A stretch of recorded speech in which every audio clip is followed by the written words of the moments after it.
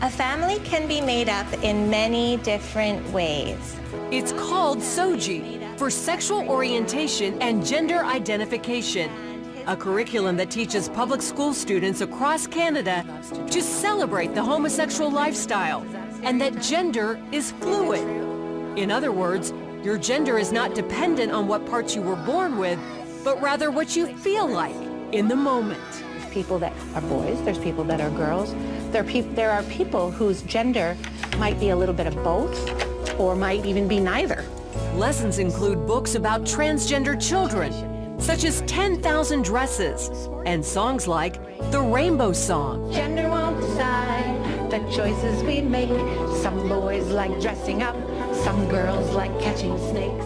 The SOGI curriculum started in British Columbia in 2016 and is quickly spreading throughout Canada. I just thought, who decided that this was okay to teach our children? Author and inspirational speaker Laura Lynn Tyler Thompson is a leading voice against the SOGI curriculum. And we are seeing the results of that now because some kids are reacting very emotionally and saying, and they're in fear, will I suddenly struggle with feeling like a different gender inside of my body? Carrie Simpson of Culture Guard, another leading opponent, calls the curriculum nothing short of child abuse. All those beautiful qualities that make young girls, beautiful girls and women, are being basically vilified. The things that make our boys boys are being, taken from them. So things of equating young men to being strong protectors is something that's now evil. But Morgan Auger, a transsexual and supporter, claims it's about acceptance, not indoctrination. The idea is to teach kids that there are gay kids and there are trans kids and there are trans parents and gay parents in our society, and everybody's wanted and desired. After all, that's what our Human Rights Code says, and it's the role of schools to teach the following of our laws, right? Simpson disagrees, saying she sees SOGI's real goal as altering our culture from a heteronormative society into one where anything goes, no boundaries, no values, no morals. It's a hedonistic cult, basically, what they're implying. Another blaring example, drag queen story time. It's happening in Canada and America, where some public schools and libraries invite drag queens, some dressed like torn demons, to read to young children. And it's a social deconstructionist agenda. They're using children, little 5-year-olds, to accomplish this. And parents are waking up and saying no. When asked about parents' rights, Auger says, well, actually, in Canada, parents' rights are limited and children's rights are put ahead. So the child has the right to be protected from the parents when the parents behave badly. Canada is known as one of the most gay-friendly countries in the world, with many of their largest cities featuring their own gay villages, like here in Vancouver, which has literally rolled out the Rainbow Road.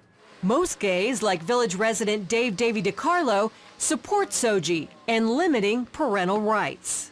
The change that we have to see is sometimes the parents, and the kids are doing actually really okay. This is very scary stuff. Longtime Vancouver area pastor Kevin Kavanaugh says this is far more serious than most Canadian Christians realize. Our problem is not the teachers, the educators, the administrators.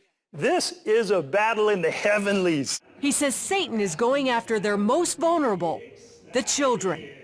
And the little girl came home in tears because the teacher had told her, since she was playing with some toys in the class that were deemed to be masculine in nature, that she was likely a boy in a girl's body. The mother went to the school the very next day, and instead of having any sort of tolerance or support or understanding, she was actually called names. She was told that she was a homophobe, that she was a bigot. With that in mind, Tyler Thompson, Simpson, and Pastor Kevin are spreading their message across social media and in town hall meetings.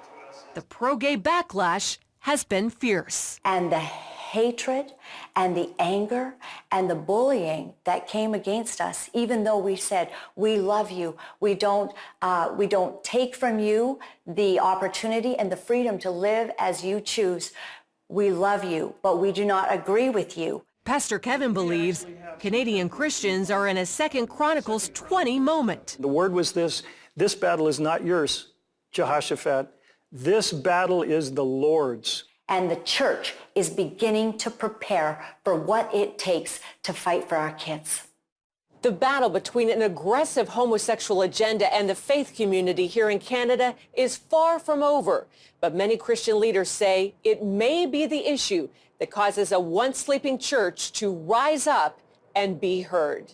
Wendy Griffith, CBN News, Vancouver.